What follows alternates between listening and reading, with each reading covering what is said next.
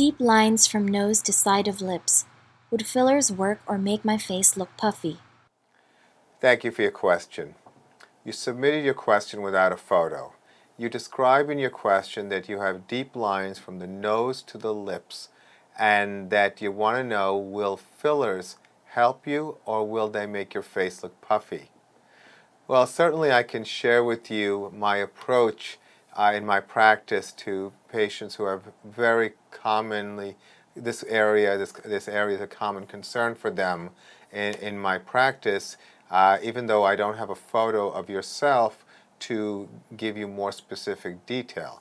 A little bit of background: I'm a board-certified cosmetic surgeon and fellowship-trained oculofacial, plastic, and reconstructive surgeon. I've been in practice in Manhattan and Long Island for over 20 years.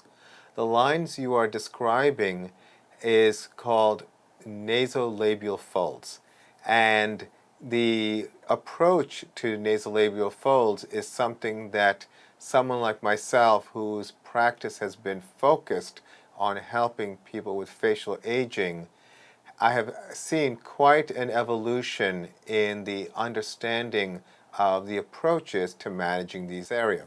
And it's often referred to also as parentheses lines. This is an area that a lot of people find themselves focusing on when they look in the mirror. And it's a perception that deep folds is equal to aging appearance. So I try to educate my patients on looking at their faces from a more global perspective. A lot of times people look at themselves at detail and miss the forest for the trees. So when you look at younger people, people who are in their teens and 20s, you will see that many young people have deep nasolabial folds. So what makes it a situation for someone who is noticing their folds as getting deeper and equating that with aging? Well, there's a few things. One major thing that we have certainly appreciated is the loss of volume in the face with facial aging. And with facial aging, bone loss, fat, soft tissue loss can make the folds look relatively prominent. Typically, when someone like you is asking, will fillers help or will it make your face look puffy, it is often based on what people see when they look around at either other people they come across socially, or when they go shopping, or looking at celebrities. And so the challenge is when you look at the fold, it is very tempting, and it is really the standard for a doctor to say, well, if you have a line, I'll put a filler to fill the line, because that's what you do.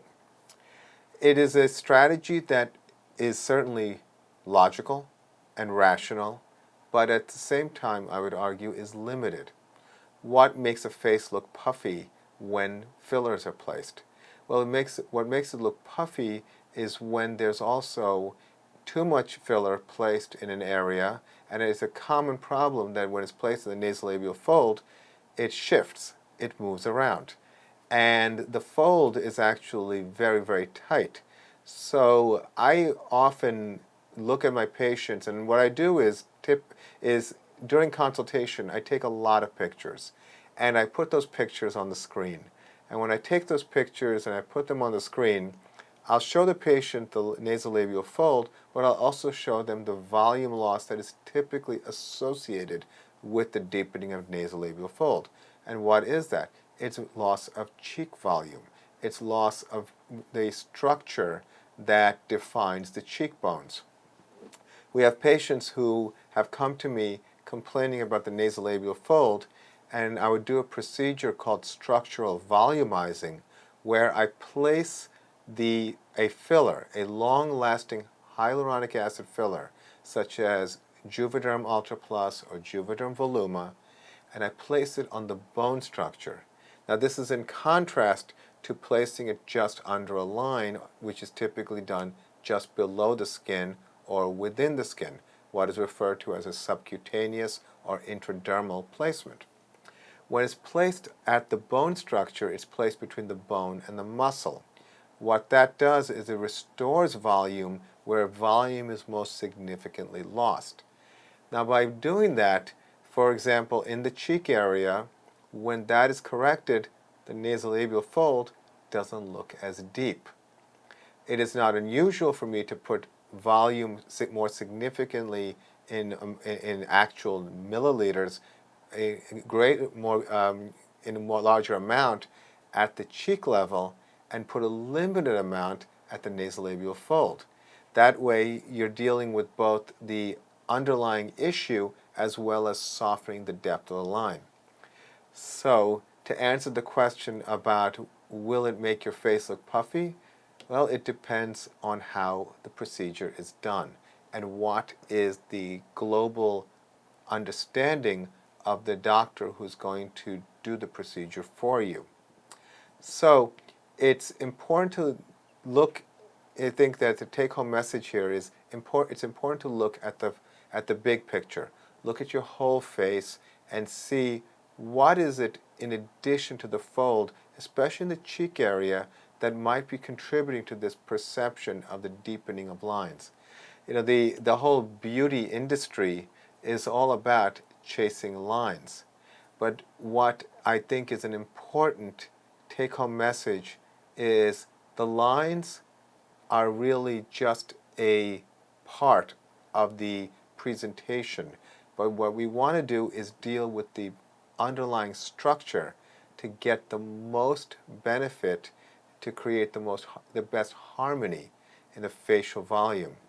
You know, when people get lines filled, they can look improved, but I would propose that it's rare for someone to get a, oh my God, that's an amazing result kind of an impression. When you restore volume in the right places, whether it's the cheek, whether it's the chin, whether it's the jawline and jaw angle, those people in our practice, when they look at themselves, they're often very impressed with the outcome. Because it's not just the line, it's the whole face and how it looks much more youthful. So meet with qualified, experienced doctors who perform a lot of injectables, learn about their approach. Sometimes you have to try different ways before you find the right chemistry that is between you and the physician who you work with. A lot of my patients have been with me for decades, and for me, it's more about a long-term strategy and relationship where we deal with various things, including injectables or lasers and other solutions as the issues come up. But I feel it's important to find a doctor who can be your primary care doctor for beauty, so that you can deal with the things as they come up and learn also about things that always get presented in the marketplace and add more opportunities to improve your appearance. So I hope that was helpful. I wish you the best of luck. Thank you for your question.